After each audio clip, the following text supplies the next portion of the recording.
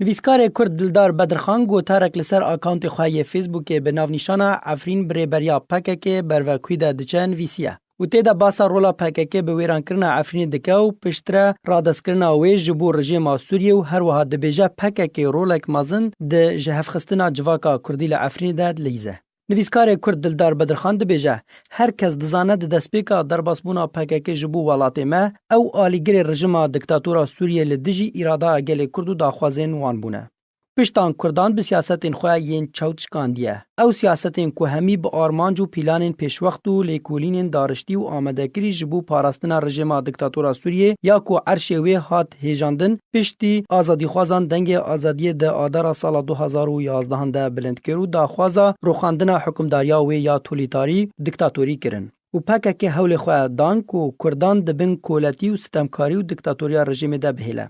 نویسکار کرد دلدار بدرخان نویسیه جه دسپیکا پیاده کو باسک پککی لروجاوای کردستانیه به وکالت حریم کردی جه رژیم سوریه ورگرتی بو بری 6 سالن پککی لهنجته که دگره کو تومتا بده پشت کساتی نشتیمان پرور و کرد پرور و تفگرا کردیا لدجی رژیم سوریه تولی شورش سوریه بو پککی حول ده هر لفو تفگره که لدجی رژیم باسا دکتاتور حریم کردی تو نبکه و قربکه و حریم کنترل بکه و هر کسی به میتن ترکیه و اردوغانی و دجی پرسا کردی و کرداتی به تومت بار بکه اگر لدروی کریه خلامتیا رژیم اسدو پیاده بریوه بچه جبلی کو دست بلیدانو گرتنو تنکرنو ترورکنا اندامن هفریزن جوانن کرد بدرخان دبیجه پیاده وان کریاران نبسر خودکه لی همی اف کریارن وی به فرمان آغاین خواه یه لدیمشق و قمیل ایران دکه پیاده تنه کاری وی پاراستنا دزگهن امنی و اولهیو و پیکرین اسد بویا لحریم کردی وک چکدارن حوالبند برژیم اسد را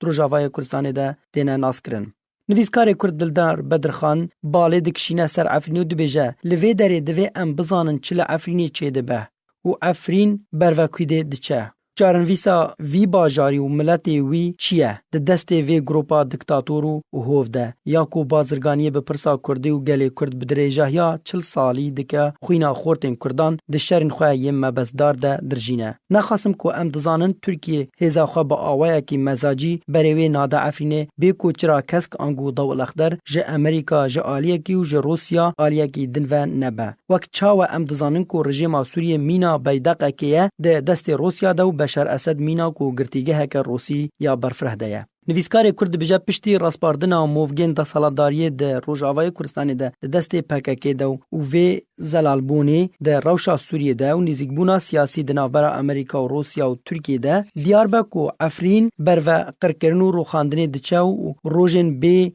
ده گلکی زحمت به لسر ملت عفرینی اگر سیاسمدارین شریف و پاقج و خودان وجدان بر خودان خواه خورترنکه دا کوچاره سریه که جروش عفرینی را نبینه. نویسکار کرد دلدار بدرخان د داویا گوتارا خود د بجر ریکفتنا نافبرا پکک و رژیم سوریه ده اشکریه جبو درباسبونا هیزن رژیم درباسی عفرینی ببه و بپارزه ج ارتشا ترکیه مینا کوتو کلمک آخ باویجین چاوانو رو پلا رژیم سوریه لپیش چاوی گلی کرد پاقش بکه و جو نه و رژیم لعفرینی نوجن بکه و رژیم بده دیار کرن مینا پارزوانی کمینانو و مینا میخه کی داوی د تخت عفرینی ده بکتی.